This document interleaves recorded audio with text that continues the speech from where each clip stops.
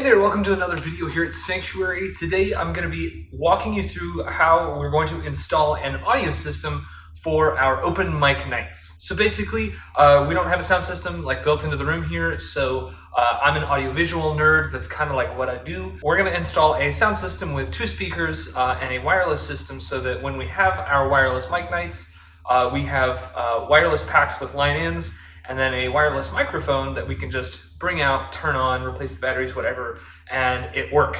So the first thing we got to do is we got to put our speakers like up in the ceiling. So I ran some cables already for our lighting. It's a 3-pin DMX cable. It'll run audio just fine. For this sort of situation, it's not that big of a deal. Normally I would be like pitching a fit because DMX and audio have, or XLR have different impedance levels, but small venue, this is what I got, so this is what we're going to use. We're going to build some little like wooden shelves to put the speakers on. So we've got 2 EV little powered monitors that we're going to put up in the ceiling to amplify the sound and to be our speakers. We're going to go into the carpentry shop. We're going to cut some shelves, measure out and cut some shelves to put those speakers on. We're going to span them between the beams in the lobby here. We're going to put those in, put the speakers on top, and then we already have some power for our light fixtures in the room, so I'm just going to plug directly into that. Once we've got that run, I'm going to start running some XLR cables. We've already got the one, then I'm going to use the DMX cable, and then I'm going to get a true XLR cable to go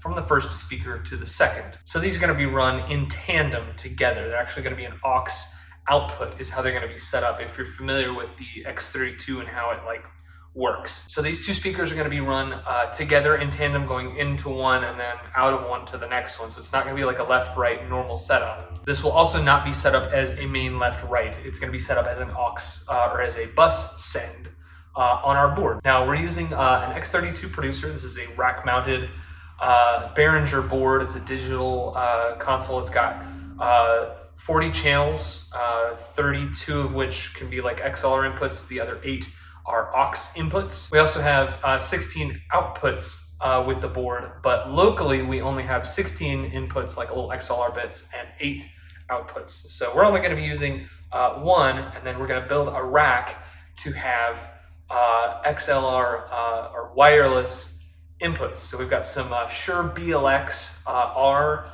wireless receivers. We're going to rack mount them into our case and wire them up into the mixer. So this whole thing like rolls around as one unit. Once we've got all that figured out, we've got our XLRs running from the wireless receivers up into the board.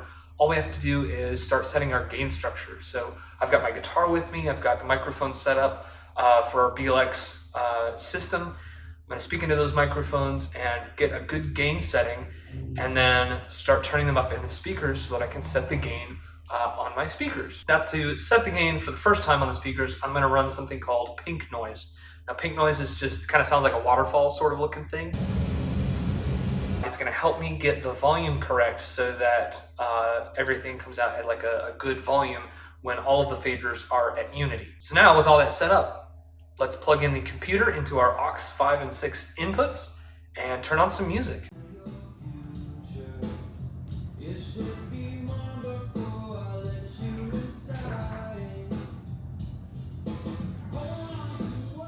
And there you have it.